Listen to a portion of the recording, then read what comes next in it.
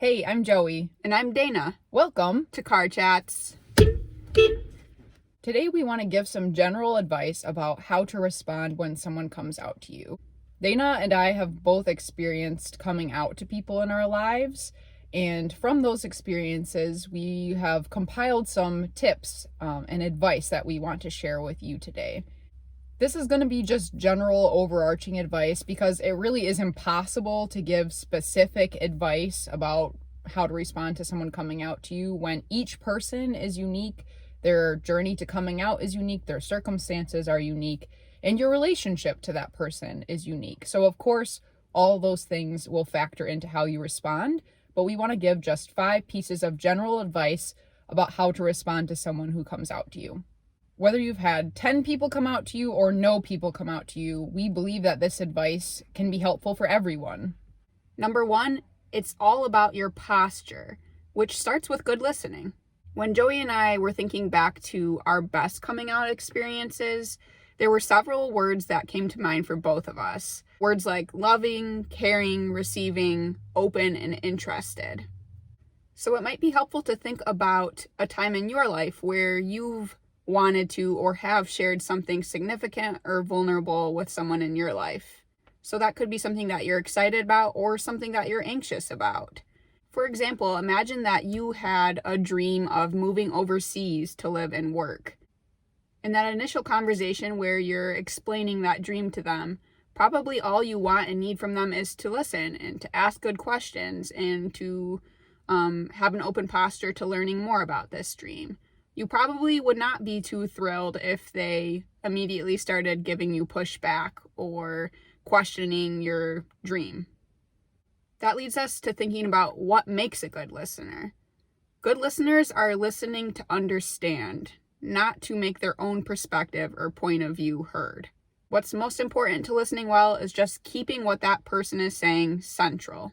Number 2, when it's time for you to talk, it's really important to start with words of thanks and love. This may happen pretty quickly in the conversation. It could just be that the person wants to come out to you and just says, I'm gay or I'm bi or whatever the case might be, and then just leaves it at that. Or it could be that they've shared a large part of their story, what led them to coming out, what that experience has been like for them. Regardless of the length of their sharing with you, when it's your turn to respond, it's important to start by thanking them and ensuring them of your love. You could say something as simple as, I'm so grateful that you shared that with me, or it really means a lot to me that you shared this with me. Thank you. Acknowledging that this is a tough thing to share about and that they probably have experienced some degree of suffering and coming to terms with this and in deciding to be open about it with other people is really, really important in affirming that person and their dignity. We understand that for some people, having someone come out to you may bring up mixed emotions and even some more negative emotions. You may feel hurt. Maybe you were surprised by them coming out. But regardless, it's really important to realize that them coming out to you is a sign of trust and a sign that they care about your relationship and they love you enough to share that vulnerable part of themselves with you. And for that, it is important to show your gratitude and thanks for their trust in you. Third, if they don't share much more than just the coming out piece with you, that might mean it's a good time to ask them a few questions. We'd recommend that you ask open-ended questions because these sound much less like you're trying to interrogate them and ask for details of their story, but that you're just open and curious to hearing more about their story. You could start with questions like, are you comfortable sharing more of your story with me? Or are you willing to share more about your journey of what led you to coming out?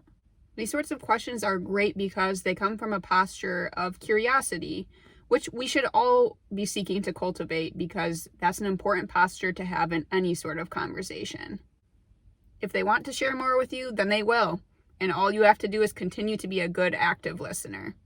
If they say, no thanks, I just wanted to let you know, that's completely fine too. You can just reiterate your love for them and thank them again for sharing. If you've been a support to this person in the past and you want to continue supporting them in this specific area, it would be a really great time to offer that support to them. Number 4, It's so important to respond well, even in the midst of difficult emotions. Like we said before, we understand that for some people, having someone come out to you may bring up a mix of emotions, and some of those may be sadness or hurt or even discomfort. Those feelings are valid and important, and they deserve time and space to be processed, but they should not be discussed or processed in this initial coming out conversation.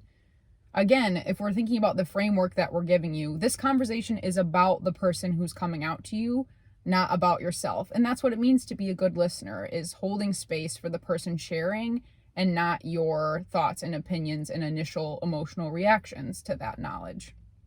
We do know that sometimes it will make sense for you to discuss those feelings and emotions with the person who came out to you.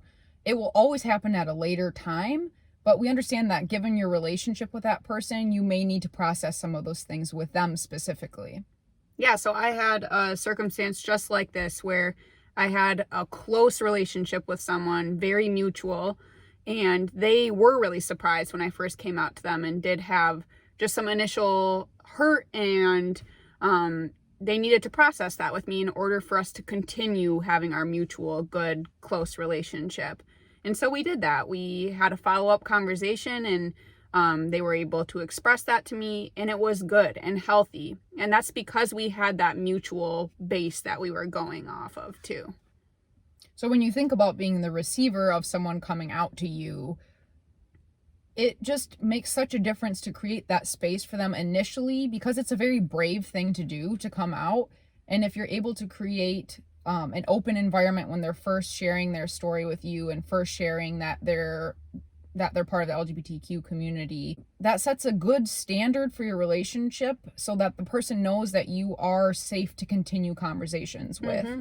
And then if you do need to process some of those harder feelings with them, you'll be on a good footing to do that at a later time. It's also really important to realize, though, that sometimes it may never be appropriate to process your thoughts, emotions, and feelings about that person coming out with them. Coming out, as we've said many times, is very difficult and often emotionally traumatic, and that person is already dealing with lots of difficult emotions, including fear, anxiety, guilt, shame, uncertainty. They really don't need your additional emotional weight to be piled on top of what they're already experiencing. We would highly encourage you to go to your own supportive people when someone's come out to you to process that, not the person themselves who came out to you. We'll bring it back again to what it means to be a good listener, making it about the person sharing and not about yourself. We also specifically want to address Christians listening to this who are not affirming of same-sex relationships. First and foremost, it's so important to acknowledge that someone coming out to you does not mean that they're in a relationship, and it does not mean that they even want to be in a same-sex relationship, and they may not even themselves be affirming of same-sex relationships. Again, this is just them being vulnerable and sharing honestly with you where they're at with their identity. Listen to what they're actually telling you about themselves and don't assume things that they haven't shared. Second, many Christians who are not affirming of same-sex relationships have been taught that the right and loving response to someone coming out to you is to immediately state your non-affirming stance. We really want to challenge that assumption, and instead, we advise you to use the first 3 points we listed above. Listen well, respond in love, and thank them for sharing. You may feel compelled to tell them what your stance is on God's design for marriage and sexual relationships, but this is not the conversation to do that. So if you think back to the example I gave earlier about a friend who's been dreaming about and maybe even planning to move abroad, that would not be a conversation where you would right away state all the reasons why they are wrong to have that dream and why it won't work and why they shouldn't do it. In that initial conversation, the best thing to do would be to listen and to ask some good open-ended questions and to seek to understand more about their dream and their plans. That leads us to number 5, which is, if you feel like you didn't respond well, it's not over. You can and should probably initiate a further conversation where you can apologize and say, Maybe that you regret some of the ways you responded or didn't respond when they first came out to you. We would advise that if you initiate a second conversation, that you take the lead of the LGBTQ person. So if they don't seem comfortable kind of restarting that conversation, that's okay. We just recommend you kind of leave it where it is by thanking them again and saying sorry again if you feel like you need to. Know that there really is no perfect response when someone's coming out to you. And it's okay even to acknowledge to them that you don't have all the right words to say in response to them when they're coming out. Humility and honesty go a long ways. Now let's bring it all together. As we said before, coming out is a very vulnerable and difficult thing to do, and Dana and I have both experienced that. It's really easy for both of us to remember the emotions that we experienced when we were coming out to people in our lives, both positive and negative. And that's really why we wanted to make this video, because how you respond to someone coming out has a really big impact on your relationship with that person. We believe that we can all get better at responding to people in our lives when they share things that are important and vulnerable for them. We want to speak one more time to Christians who are not affirming and maybe picturing themselves responding to someone coming out to them. If you haven't had someone come out to you before, it's very likely that someone still will. You probably know someone who's part of the LGBTQ community. We know that on the low end of estimates, about 5% of people identify as LGBTQ. So to put this in a church context, if you imagine a congregation of about 300 people, that would mean about 15 identify as LGBTQ. All this to say, it's important to think through how you would respond to someone coming out to you, because this very well could happen.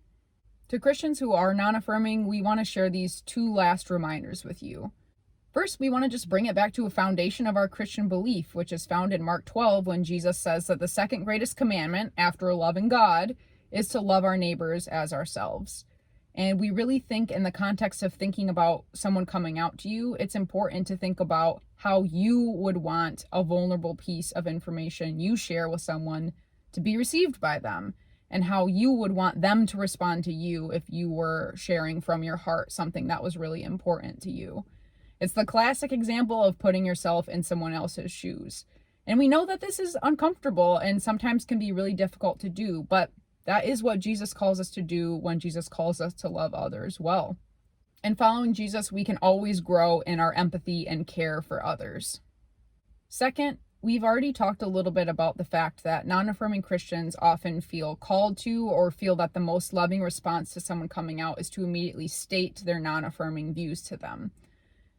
And we especially want to emphasize remembering the importance of intent versus impact. So no matter how good or noble or loving your intentions of stating your views are in that moment, the impact honestly can be devastating for that person and can completely break their trust in that moment. No matter how loving your intent is, the impact for the person coming out will likely not feel loving. It can feel like your Christian faith prioritizes a conservative sexual ethic instead of prioritizing love, listening, and caring. We completely understand that this is a hard truth, but we want you to hear from us as two people who have come out about how that can feel. We all have lots of room to improve in loving others well. We hope that this specific video can be helpful in loving our LGBTQ neighbors, friends, and family members better. And with that inspiring and encouraging word, time to go.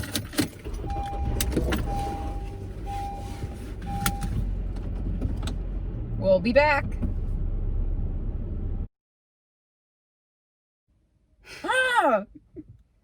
Do things that are cool. Well, too late. I botched it anyways. I don't know what to say. This is stupid. Stupid. That was so stupid the way it was. Woo. Woo. You were like... our very best. You're doing your live face.